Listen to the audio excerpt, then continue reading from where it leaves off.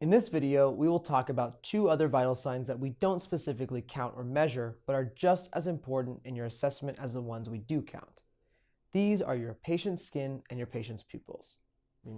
Remember from the pulse taking video, I mentioned that as you check your patient's pulse, you can simultaneously assess the patient's skin. It is important to practice this technique as the patient's skin can tell you a lot of information about what's going on with their patient. The skin is an organ just like the ones inside your body.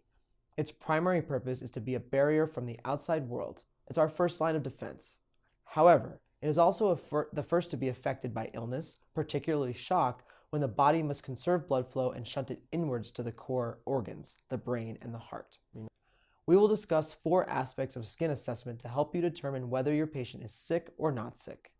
They are skin color, skin temperature, skin quality, and capillary refill. The first we will discuss is skin color.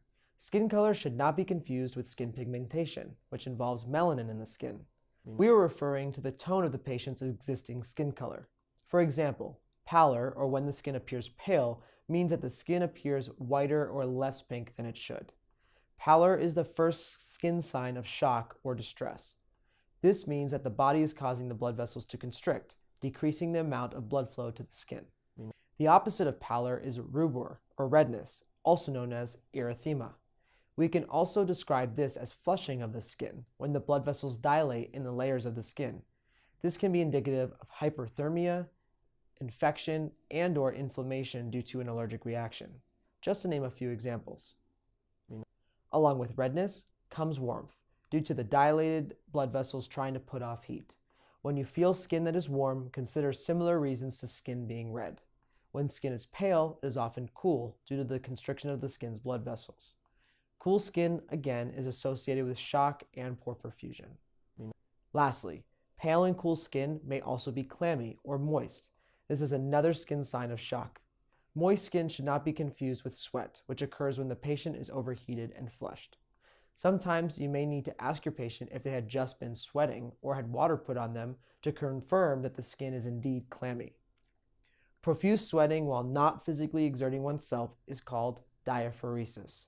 When a patient is diaphoretic, particularly when their skin is also pale and cool, your patient is likely having an acute medical emergency and requires interventions and transport. You may want to consider how dry or supple the skin appears and feels. If you were to pinch a small area of skin, it should relax to normal appearance. If the skin remains bunched like a tent, called tenting, your patient may be significantly dehydrated. Take a look at the mucous membranes in the nose and mouth to also examine for dehydration. One final aspect of skin assessment is called capillary refill. This has to do with checking for adequate perfusion to the skin and signs of shock. It involves pinching the fingernails or gums and watching for the skin to blanch or turn white. The skin should pink up within 2 seconds. If it does not, you have a delayed capillary refill and should assess for further signs and causes of shock.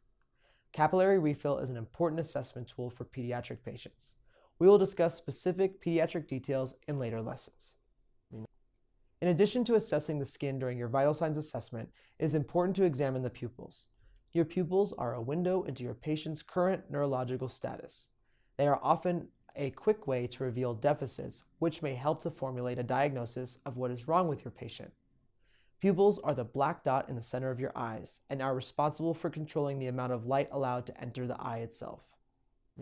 Normal functioning pupils constrict in bright light and dilate in low light and function equally to one another. When you perform a pupil assessment, you'll want the patient's eyes to be closed or the lights to be off for at least 10 seconds to allow for a good test of reaction. Use the mnemonic device PERLA to help remember how to test the pupils for normal response. P stands for pupils, E stands for equal to one another, R stands for round, the other R stands for reactive to, L stands for light, and A stands for accommodation, or do your pupils adjust for focus up close and for far away. If any of these are abnormal, consider what might be wrong with your patient's neurological status and make sure to transport them to the hospital for further evaluation.